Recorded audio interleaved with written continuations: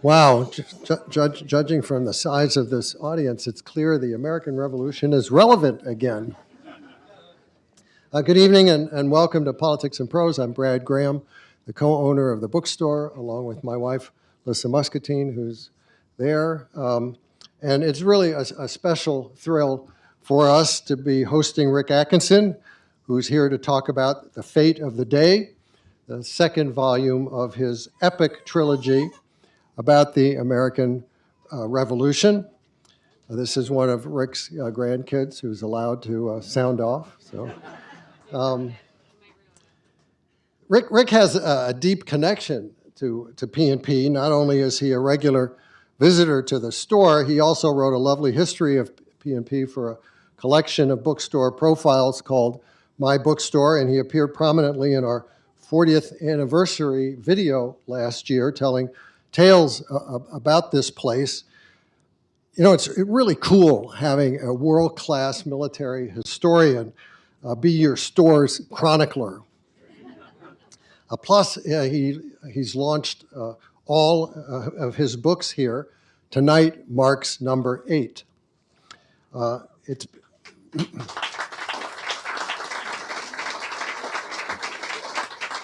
It's been 6 years since publication of The British Are Coming, the first volume of Rick's trilogy. Book 1 covered 1775 to early 1777, during which the Americans managed to push the British out of Boston, but then got repelled in Canada and driven out of New York and across New Jersey into Pennsylvania, only to counter with surprise attacks back in New Jersey, in Trenton and Princeton. Book 2 covers the middle years, 1777 to 1780, and opens with the war having become essentially a grudge match. The British are realizing that even having massed the largest force they've ever sent abroad, fighting the Americans is proving more complicated and expensive than anticipated. Meanwhile, General Washington and his ragged army of militiamen and Continental soldiers have exhibited an indomitable persistence and somehow hung on despite strategic and tactical miscalculations and despite being beset by desertions, disease, and shortages of nearly everything. Volume 2 packs a lot of action as the war takes various twists and turns, with each side experiencing victories and defeats. Also, even more than in the first book, the focus in the second one shifts back and forth between America and Europe as the war expands from a conflict between rebels and loyalists in the New World and becomes a clash of old world powers, with France entering on the side of the Americans in 1778, followed by Spain in 1779. You know, those familiar with Rick's works know how meticulous he is in reconstructing battles and how he so vividly and precisely details the reality of war. In The Fate of the Day, this means specifying how exactly combatants and civilians died, what became of the injured, what atrocities were committed, and there were many on both sides, what it took to feed, clothe, equip, move, and quarter forces back then, what not just those high up, but also those low down in the ranks experienced and wrote home about. You know, make no mistake, as invested as Rick has been in writing about war, he is no glorifier of it. While he rarely misses a chance to highlight an act of battlefield bravery or selflessness, he also doesn't flinch from elucidating how grotesque war is. All in all, the second volume in the trilogy succeeds as magnificently as the first in telling the story of the war as it actually unfolded for those who fought it. It's so great, especially this month, which marks the 250th anniversary of the war start, to have this next installment of Rick's authoritative, exquisitely written account of what transpired. Conversation with Rick will be Bob Woodward, who himself has considerable experience chronicling how several more recent wars were managed. Bob's last book, called War, examined how President Biden and top advisors responded to Russia's invasion of Ukraine and the Israel-Hamas conflict. Bob has covered 10 presidents and shared in 2 Pulitzer Prizes. He's written 23 books, all bestsellers. His record of taking readers inside the rooms where major government decisions were made remains unmatched. So, ladies and gentlemen, please join me in welcoming Rick Atkinson and Bob Woodward.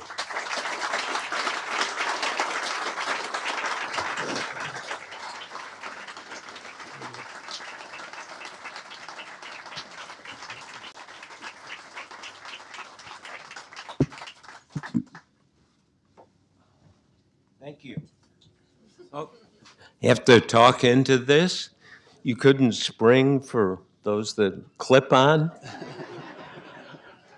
When you write your next book, Bob. Okay, thank you.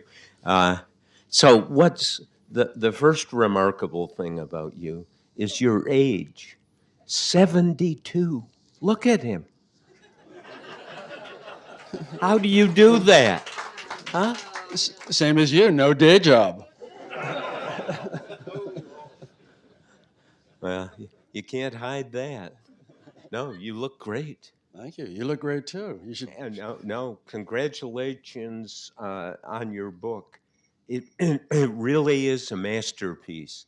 And the books I try to do about contemporary history, I can go see people or call them up or meet in the underground parking garage, whatever's available. But this is 200. You can't interview anyone, but you have achieved absolute immediacy. And tell us how you used your sources. No parking garages, no cars to park. Well, obviously, when you're writing about history that's 2.5 centuries removed, there are no eyewitnesses alive.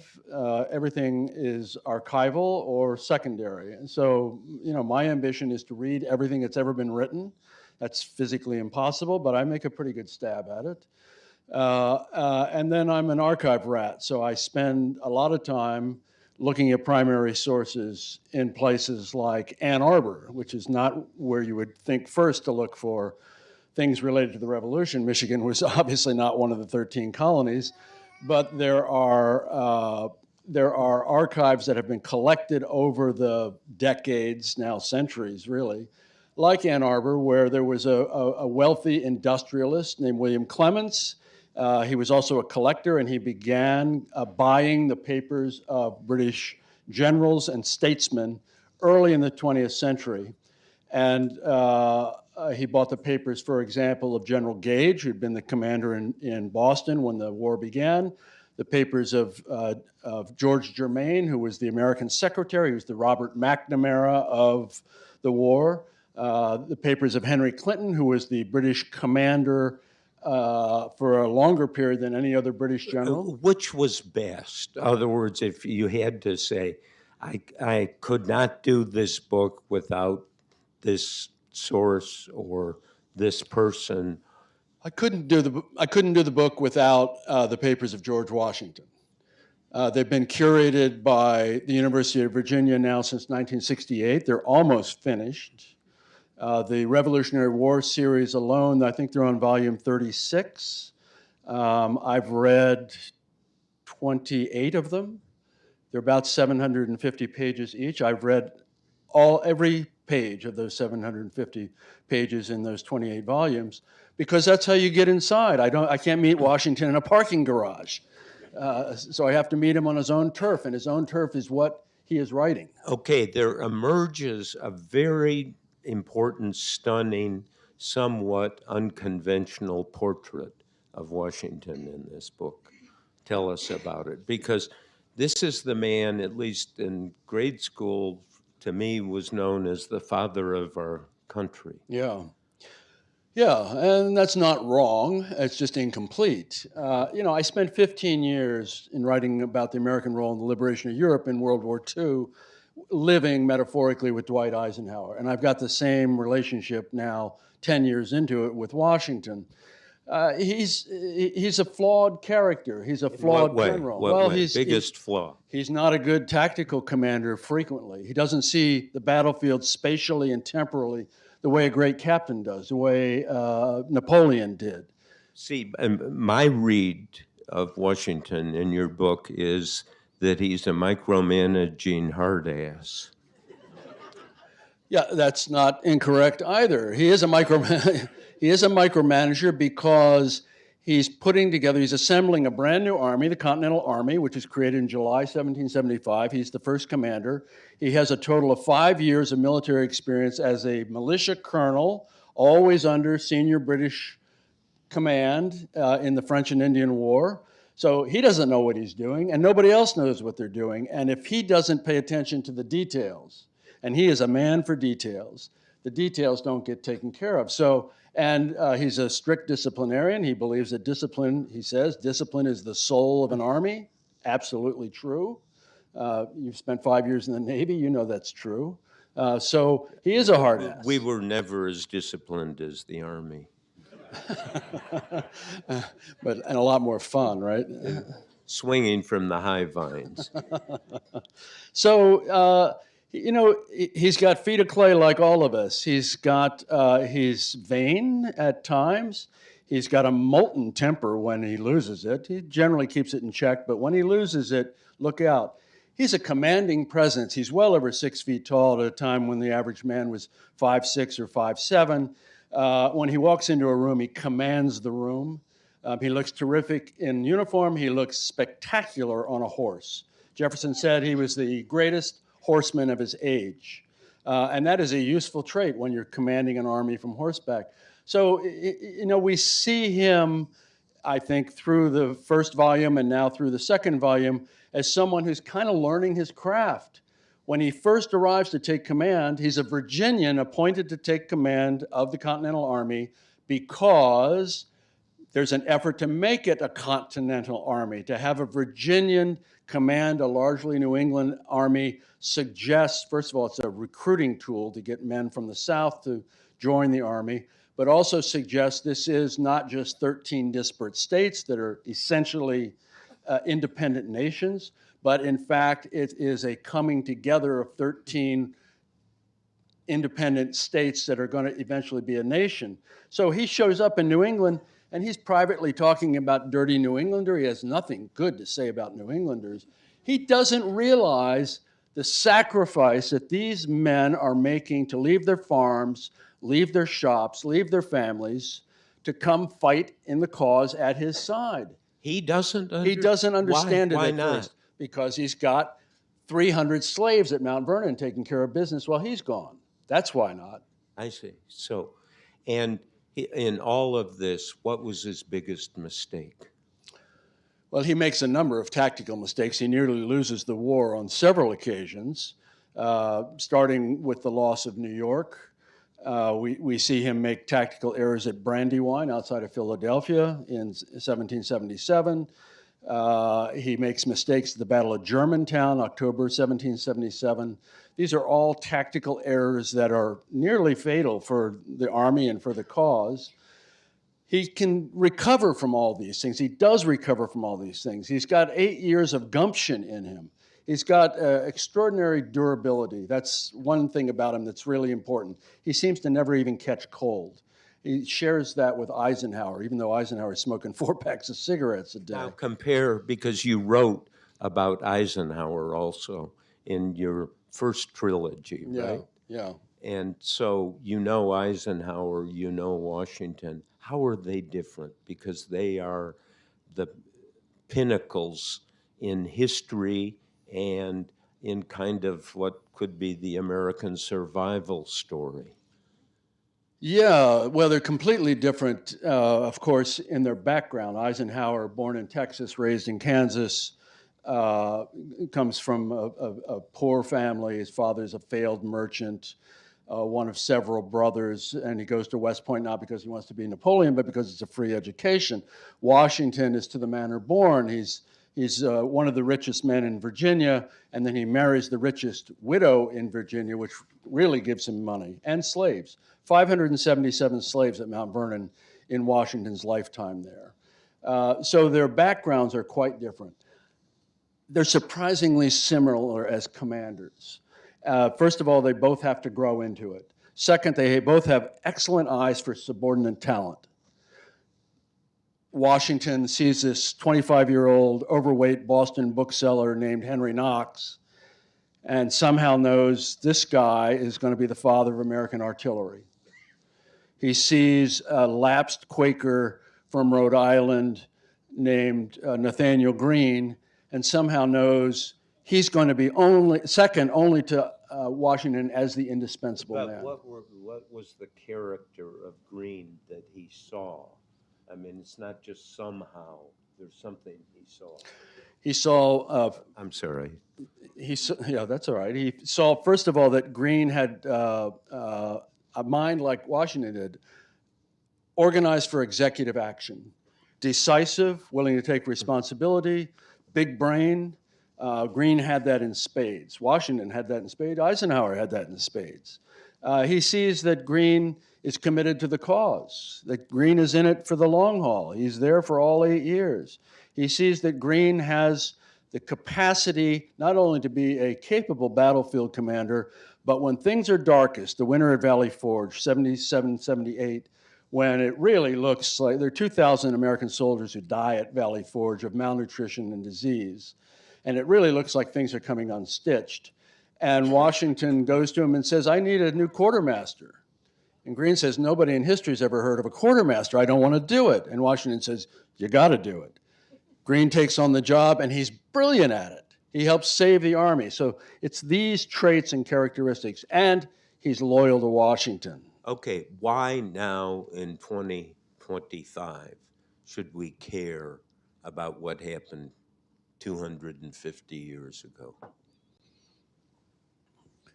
We should care because it tells us something about who we are, where we came from, what our forebears believed, and what they were willing to die for. It's the most profound question any people can ask themselves, what they were willing to die for. We should care because we're the beneficiary of an enlightened political heritage handed down to us from that revolutionary generation. And it could have gone the other way. It almost certainly could have gone the other way, and it almost did. That's what I found so stunning is because up to 1780, it's just not good news. Almost nowhere is there good news. Right. And you read this and you think, wait a minute, I need to check my Wikipedia. Didn't we win this war? Yeah. Only 3 years later. And even after 1780, there were some very dark moments. And it's almost a miracle, as one of the participants said. Yeah, it's part of it is the doggedness of the rebels. Part of it is the imperial overreach of the British. They make several strategic mistakes. They have misconceptions that are going to cost them the war in the long run. Trying to understand why George III, our last king, is waging war for 8 years against his own people across 3,000 miles of open ocean in the age of sail is part of my job. Is it pride? It's not pride, although there's an element to that. It's because George III, first of all, is not the buffoon who prances across the stage in Hamilton every night singing "You'll Be Back." He's not the royal brute, as Thomas Paine calls him in Common Sense. He's not a tyrant, as Jefferson calls him in the Declaration of Independence. He is a legitimate constitutional monarch who's a patron of the arts and the sciences. He believes, and the body politic in Britain believes, and the Parliament believe, that if the American colonies are permitted to slip away, that it is the beginning of the end for the British Empire, which has just been created through the overwhelming British victory over the French and the Spanish in the 7 Years' War in 1763, the French and Indian War, as we call it. And they think that if the American colonies slip away, it will encourage insurrections in Ireland, the Sugar Islands in the West Indies, that's where the real money is, in India, in Canada, and it'll be a dissolution of the empire. And he's just not going to stand it. And he can't abide the notion that he will preside as monarch over this dissolution. Now, he's wrong. He's completely wrong. He's told by Adam Smith, who publishes The Wealth of Nations, great political treatise in 1776. This is not how it works. This is not how global economies work. You're misreading this. You don't need to have a mercantile system set up to oppress them so that you're squeezing the colonies. International trade will do what you want to do in sustaining the empire. They could have had Trump around, and he would conclude, as he does, as I have in one of my books, in his own hand, trade is bad. Next. And, of course, trade is not bad. Well, trade is necessary. We're here in this prosperous nation, in this prosperous city, on top of the world, because of the economy that has been built on the basis of international trade, starting in the 18th century. So trade is not bad. Yes. Okay. We don't want to go there any further. And so what's going on? How desperate is King George to make sure I don't lose this colony? It seems like he spends a lot of time on this, and then he loses. Now, what happened? I'm sorry, this isn't in this book. This is in the next book. I'm sorry, volume. They're going to have to buy volume 3, Bob. No spoilers. Okay, no spoilers. You can't give us a clue? How did that go down? It is a preoccupation. George has become king in 1760. So he's been, when the war starts, he's been king for 15 years. And this is the absolute preoccupation from the year 1775 to 1783 for him. He has a sequence of secondary, if not third-rate, generals and admirals. That's a big problem for him. He spends almost as much time as Lincoln did in the Civil War looking for the right general, and he never really finds him. He spends a lot of time massaging Parliament in order to keep his parliamentary majority that is supporting the war and supporting his point of view on this.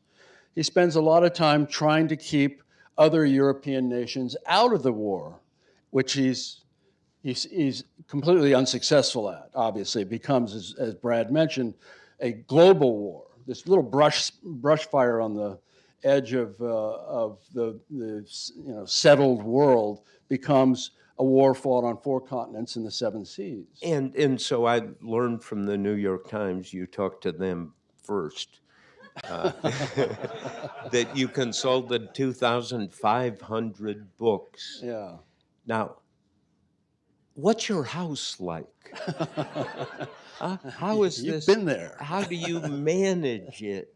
I mean, that is a lot of books. If there are 100 books on a shelf, yeah, do the math. Well, and I also mentioned in that New York Times interview that I have a bookcase dedicated to my former Washington Post colleagues, and you take up an entire shelf. Which is true. Okay, thank you. Yeah. 2,500 on my books to get list. There are 2,500 titles. I own about half of them. And You know, it's my job to work my way through. And more important than secondary sources, books and periodicals and so on, is working the primary sources that we talked about earlier, the founders' papers and letters and diaries and all the other things that are critical to making the story vivid. So yeah, there are a lot of books in the house. My wife left, I think, because she didn't want to hear about it. So you've spent, as a reporter at the Post, years embedded with troops in modern wars. What did you learn about fighting at the front line, or what did you learn about leadership and managing troops at the front line or in the rear and so forth? There has to be some sort of connecting the dots going on in that wonderful head of yours. Thank you. Yeah, of course. You know, there are a number of things. First of all, for example, I spent a lot of time with the 101st Airborne Division, side by side with David Petraeus in the 2003 invasion. And an infantryman is an infantryman is an infantryman. Things that our infantrymen in the Army today experience and go through would be completely familiar to Thucydides, and certainly familiar. And what are those? Well, the camaraderie, the fact that you're risking your life not for an ideal, you're risking your life for your buddy. And bad-mouthing your leaders. Well, of course, that's part of the sometimes deal. happens. That even happens in newsrooms once in a while.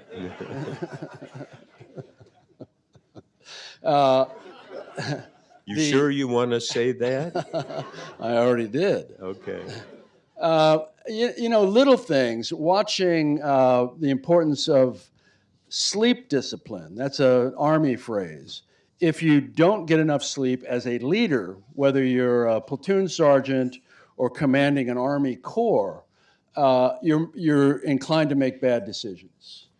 This is true for contemporary armies, and it's true for the Army of the 1770s.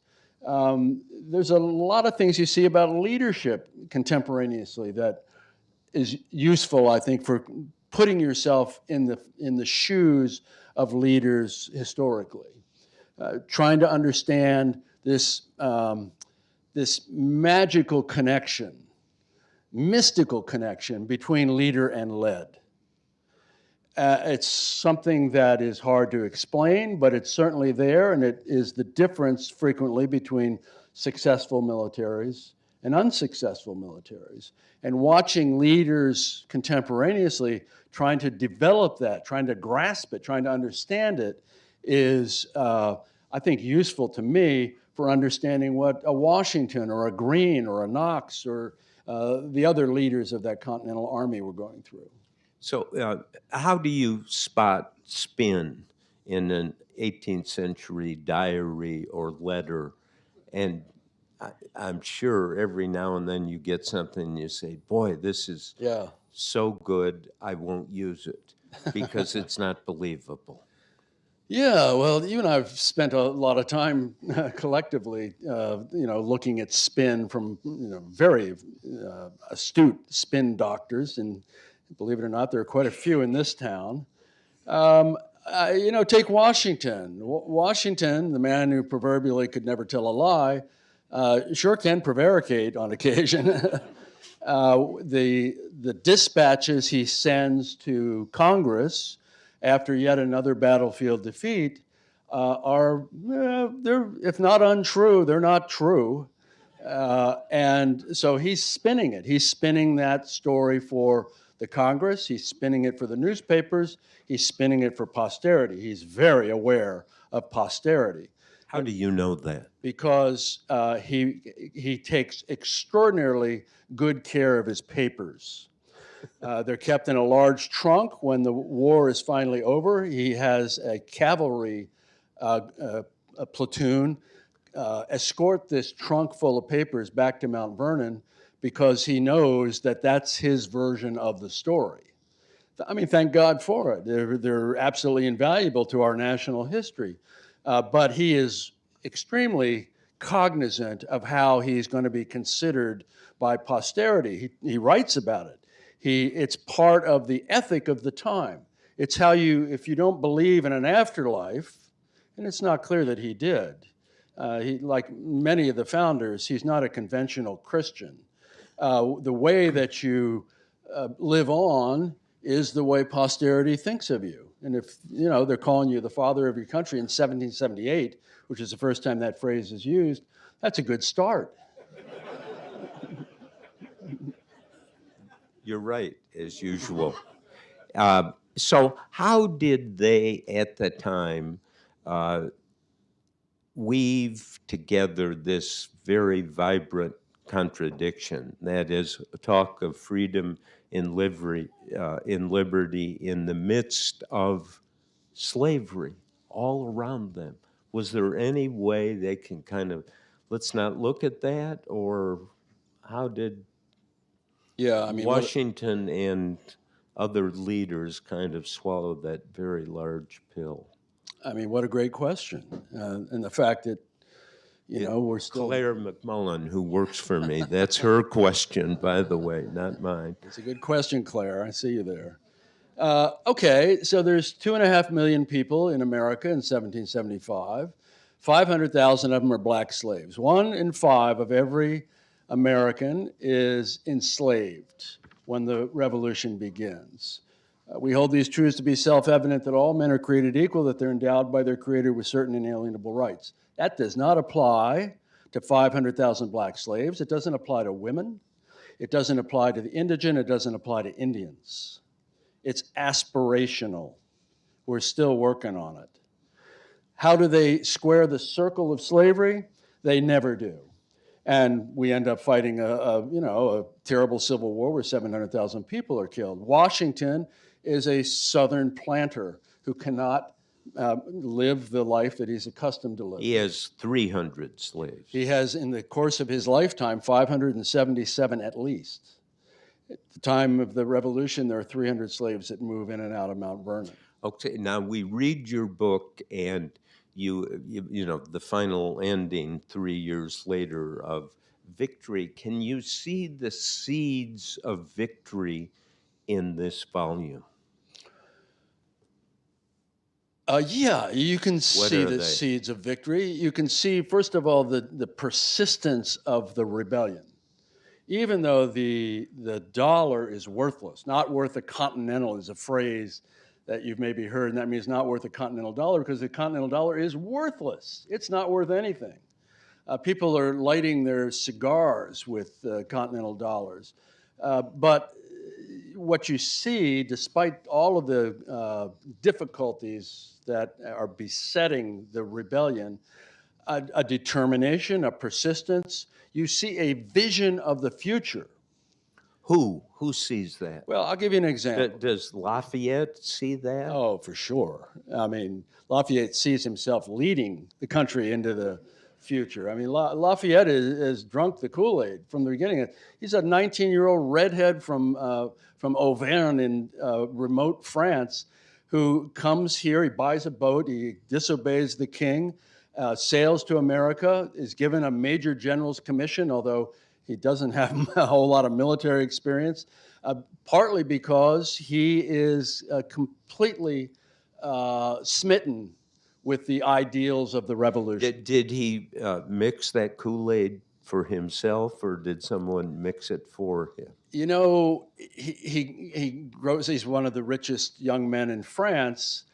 He's got all the right opportunities in France, and yet he's looking for something bigger than himself to commit himself to.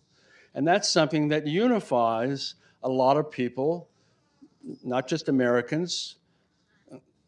Goodbye, sweetie, that's my granddaughter. I'm sorry I bored you to tears. He and many others are committed to, they're looking for something bigger than themselves. They're looking for these ideals that are represented in the Declaration of Independence and in the other high-flown, aspirational language that's coming out of the rebellion. So this is one of the things that carries them through, and why you think, okay, maybe they've got it in them to win.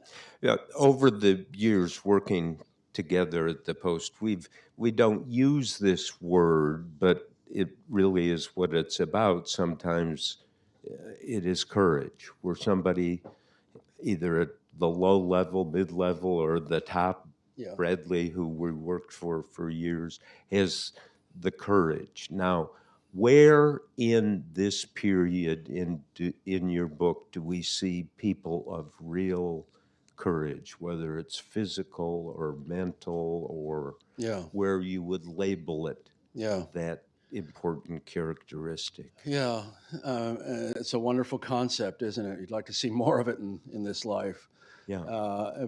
particularly moral courage.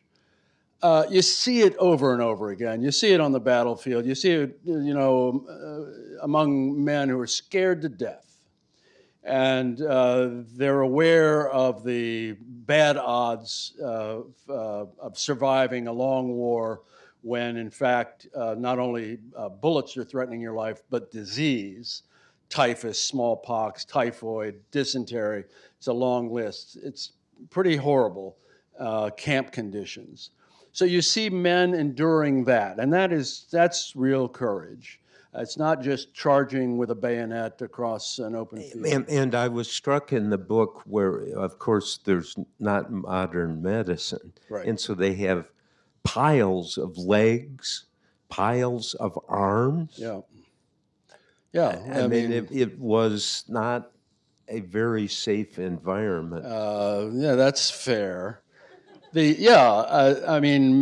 Medicine hardly deserves the name in the 18th century, and if you're badly injured in the extremities, amputation is usually the remedy, and you see piles of arms and legs outside the surgeries. I mean, you see moral courage over and over again among those 56 men who signed the Declaration of Independence. That's an act of treason. That's an act of treason. And they're very aware of what's happened to rebels previously, like the Scots rebelling against their British masters. They know that after the Battle of Culloden, the rebel leaders who were caught are executed. Their heads are impaled on stakes in the center of London, and they're left there for years. And that's what's facing these guys. So President Trump was right when he said real power is fear.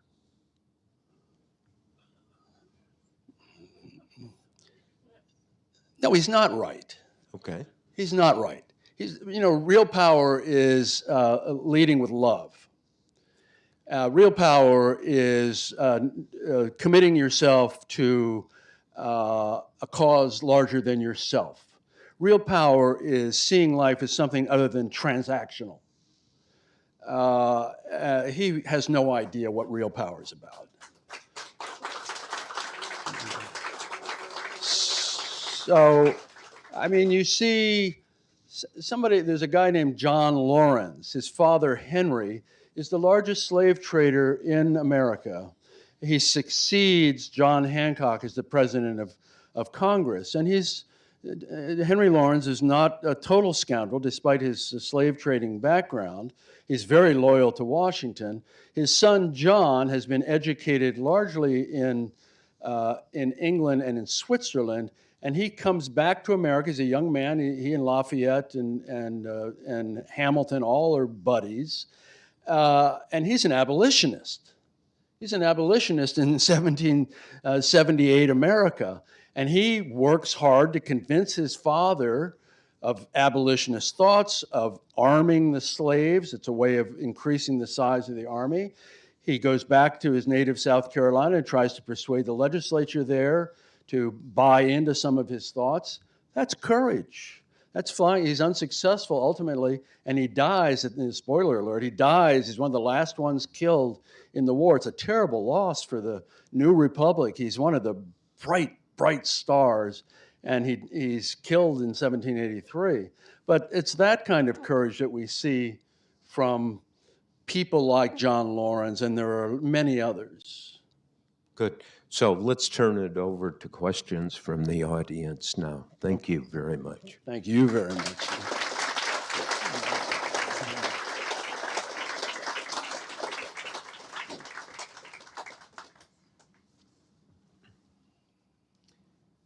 Oh, so I have to read these. Why did the British wait so long? You have to use the microphone. They can't hear you. Oh, gee, yeah. Why did the British wait so long to consider the Southern strategy, the strategy that ultimately lost them the war? Yeah, well, the Southern strategy, the British, having tried various approaches to winning the war, all of which prove unsuccessful, including sending an invasion force in 1777 from Canada down Lake Champlain into the Hudson River Valley because they want to cleave the New England states away from the mid-Atlantic states. That fails at the Battle of Saratoga in September and October 1777. The entire British Army is destroyed. So the next bright idea is to try to roll up the colonies from the south, believing that there is a large residue of loyalists. Loyalists, it's now believed, contemporary scholarship shows about 1 in 5 white Americans were really committed to the crown. That is not enough to control the levers of power in the country, but it's believed by the British, particularly in London, that if you can win back Georgia, and then win back South Carolina, and win back North Carolina, then Virginia, and you can win that way. Well, they get off to a pretty good start, but this is fairly late in the war. It's 1778 when they really begin to be committed to this. And by this point, first of all, their presumptions are wrong. There are not that many loyalists. And second, how many loyalists were there? Well, if there's 2 million white Americans and 20% of the country is loyalist, you can figure 400,000. But the loyalists, they have money and influence. The loyalists are from all strata of society. It's not just the fat cats. There are pockets of loyalism along the western frontier, along the mid-Atlantic states and seaboard. Delaware and Eastern Shore, Maryland are loyalist havens. New York City. But they never control, after 1775, they never control a single state. They don't control the state legislatures, the committees of safety. They don't control the local militia. So the hope that loyalists will be the backbone for defeating the insurrection. I mean, you know this from studying so assiduously, so brilliantly, modern wars. If you're waging an insurrection in Iraq or Vietnam or wherever, Afghanistan, you have to not lose. If you're swing. Well, if you're trying to defeat an insurrection, you have to win. And so we are the insurrectionists in the American Revolution, and you have to not lose. And that's a lot simpler in some ways than actually winning. The Brits are fighting, this expeditionary warfare across 3,000 miles of open ocean in the age of sail for 8 years, and they cannot win it, as it turns out. And there's a mystery in this, like there always is in history. And the mystery is exactly how did this country come out of that? I mean, you would not expect, you would look at some like King George if he could peer into the future and see, my God. Yeah. How do they do it? Yeah, that is one of the wondrous things about the revolution, isn't it? I mean, for one thing, the country is doubling in size, the population of the country, every 25 years. It's a rate of growth that far exceeds anything Europe has ever seen. It's far greater than Britain's rate of growth. There's an awareness of the continental possibilities of empire. In the winter of 1778, the army under Washington is in winter quarters across northern New Jersey, and there's a kind of homely celebration that Washington and his generals organize to celebrate the first anniversary of the French coming into the war on our behalf, which is a game changer. And as part of the guests at this celebration wander through 13 arches, and they're painted with scenes from Lexington and scenes from the towns that the British have burned, including Norfolk. And the last arch is a depiction of the future. And it shows canals traversing the land and harbors full of ships. They see the future. They see us. And that's one of the reasons they're committed to it as much as they are. One of the reasons they believe that they're fighting for something that is going to be spectacular in the long run. Do you ever get research fatigue? Do you ever sit and say, why am I doing this shit?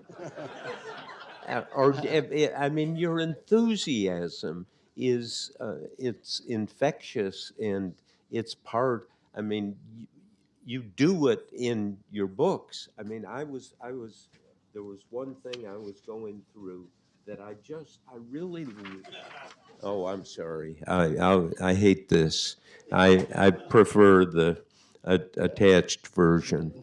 But you know, in the writing in your book, it's very original. And I picked this sentence out where you said, "Luck had danced across the battlefield alongside misfortune." Now, danced is exactly the perfect verb there. Can I tell you, I wouldn't dare use it, but you did. And I read right over it the first time, and I said, wait a minute, the danced, is that? But it is the right word. It's too late to change it now. I mean, do the verbs just come out, or do you have a thesaurus, or do you, I mean, because that is an example of something that slapped me in the face, and then I went back and said, no, that's exactly right. I don't get research fatigue, to go back to your original question, and I would like to invite you to join me on Volume 3, and we could do it together in half the time it would take me, less than half the time, because you're much more diligent than I am. You work quicker than I do. You know, the joy of recreating it, I live with these people every day, and when it's time to write it, I try to allow my imagination to see them. You visualize, you actually. I do. I'm not Ken Burns. Been working with him a lot lately, and I see how he visualizes things, and I try to do it in my own way, all within the strict rigors of scholarship. Everything, you know, the 200 pages of back matter in this, there's 7,000 endnotes, partly because I'm always looking over my shoulder at the academics. Why? Because I'm not an academic, and I'm on their turf frequently. They've been wonderful, I have to say, but I think partly because I acknowledge the propriety of you know, annotating to a fare thee well. And so everything that I write, everything that I assert, has to be grounded in the historical record. I have to be able to prove. I mean, that's so obvious and powerful in the book, that you'll have a section or a paragraph, and then you'll say, you know, as somebody wrote at the time to his mother or father or to a neighbor, and these quotes come kind of zooming out of almost nowhere, but they fit.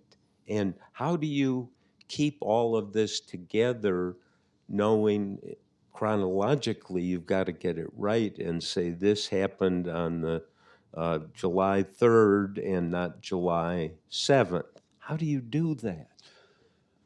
Well, I do it the same way you do it. You don't make mistakes, and when you do make a mistake, you hate it like the devil hates holy water. You mean, but everyone during this period writes the date, don't they? They do In write a the letter date. or a diary? George III not only wrote the date, he wrote the hour to the minute of everything that he wrote.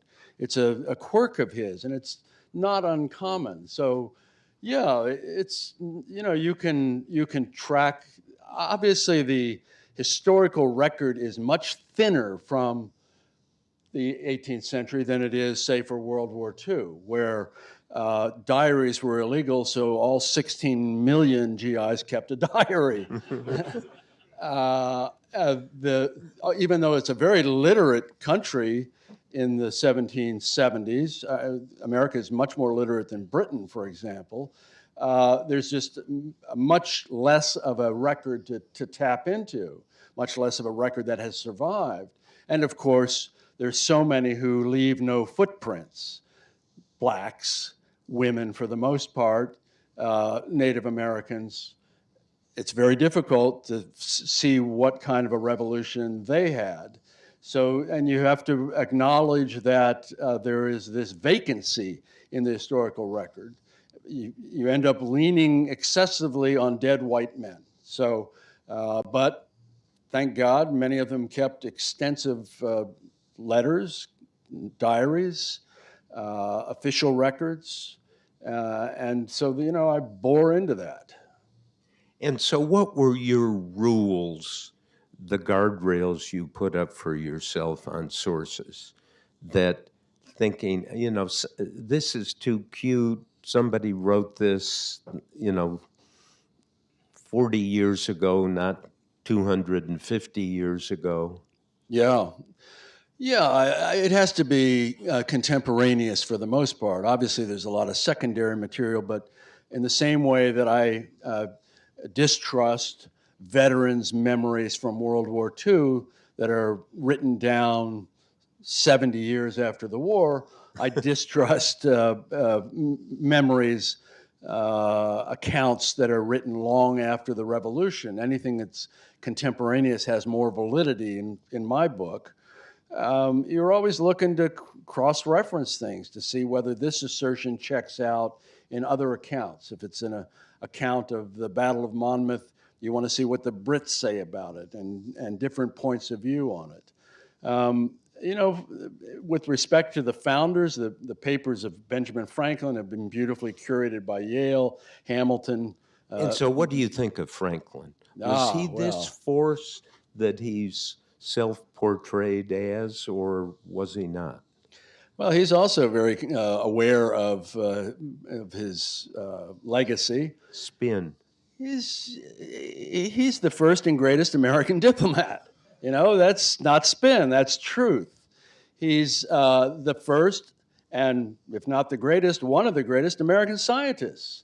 He's by far and away the best known American in the world as a consequence of his discoveries about electricity and other things. He's known all over Europe. He's celebrated. He's been given an honorary doctorate from Oxford. This is long before the revolution begins. And he's lived in London for a long time. He's a devoted citizen of the British Empire. And then he turns, and he becomes a real radical. And what turned him? Part of what turned him was what he perceived to be an oppressive refusal by the king and the king's men to be reasonable.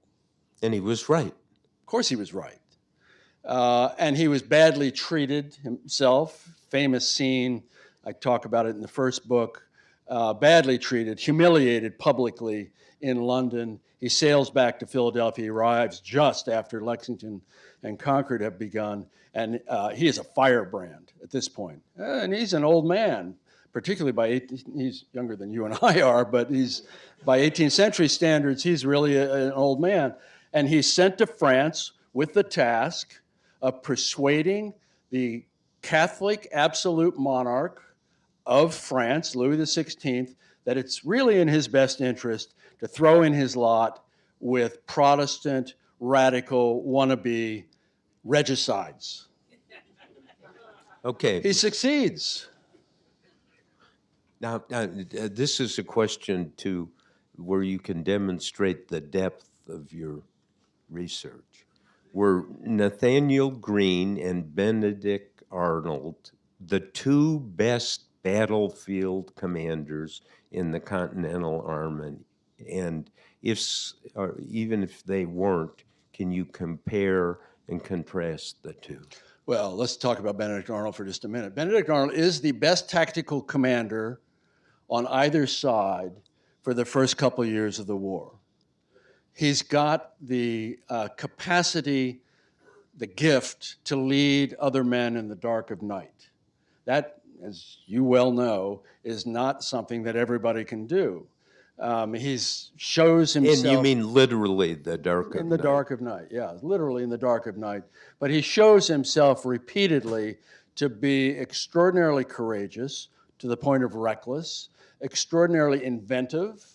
Not only does he lead men on land, when the British send the Royal Navy down Lake Champlain in 1776, Benedict Arnold knows how to build and fight a fleet, because he's been a merchant in Connecticut, and he has his own little merchant fleet. So he knows how to sail, he knows how to build ships, and he stalls the Royal Navy long enough to make a big difference in that campaign. So Benedict Arnold, obviously, is going to have some issues later in the war. But initially, Washington almost reveres him. Washington knows a fighter when he sees one, and Benedict Arnold is a fighter. He's badly wounded at Quebec. He's shot in the knee. It cripples him. And then he's shot in the same leg again at Saratoga. It really does cripple him. His leg's 2 inches So you shorter go than it. through all this research and all this work, and you realize how ugly war is. Do you come away inside, I'll say it again, that wonderful brain of yours, hating war? Saying war is the ultimate calamity. It is not necessary. It is evil. Well, I've spent my professional life writing about war, and I've been there and have seen it for our I know. mutual employer, the Washington Post. And I can hardly put into words, even though I've tried in 8 books now, how horrible it is, and how despicable it is, and how ruinous it is. And you know, the sobbing mothers and the fatherless children and the catastrophe of it is... And the psychic dislocation Absolutely. for the people Absolutely. involved, Yeah. and for the countries involved, Yeah, isn't it? Yeah, I mean, it scars everybody involved for a long time. I mean, it's easy to sit here in Northwest Washington and feel removed from it, but you know what it's like today in Ukraine. You know what it was like in Bosnia, what it was like in Somalia, what it was like in Afghanistan, Iraq, and so on. And so you can't redeem it. Sometimes I believe, I'm not a pacifist, but sometimes I believe that it's unavoidable, that sometimes it's necessary. I think there are justifiable wars. There are no good wars. And I mean, I don't want to suggest a new career for you, but you would be a great Secretary of Defense. and think of the opportunities and the learning curve, and think for a moment who you would replace. That's the only reason I'll accept the job. Yeah, thank you, Bob. But because I've been convinced, because I've spent years in the Navy, and you and I spent time in the Pentagon and so forth, and that the Secretary of Defense really is the key cabinet post, the deputy commander-in-chief for war or the prevention of war. And in my reporting over time, I have found that the best strongest military leaders were the ones who hated war the most, passionately. Yeah. Yeah, no, I agree with you. I mean, we've dealt with some of those same people, and they're the ones we revere and most cherish, and you know, those are the people that we need to elevate to those positions that are the peacemakers that can be the difference between blundering into a catastrophic war and avoiding blundering into a catastrophic war.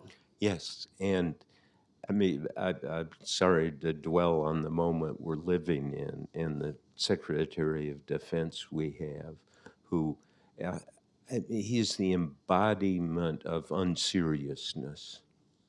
And if there's anything you want, I've been lucky to know 16 people who've been secretaries of defense, and when there's somebody who holds that job who's strong and determined, makes all the difference in the world to, if you will, the feel people have for this country inside the country and in the other Well, world. not to mention the armed forces. I Yes. mean, these are young men and women, for the most part, who committed themselves to, you know, helping to protect the country, and the leadership is so critical, both for recruiting those people you want in those positions, but also making them feel that they're fully appreciated. So yeah, no, you're preaching to the choir here, brother.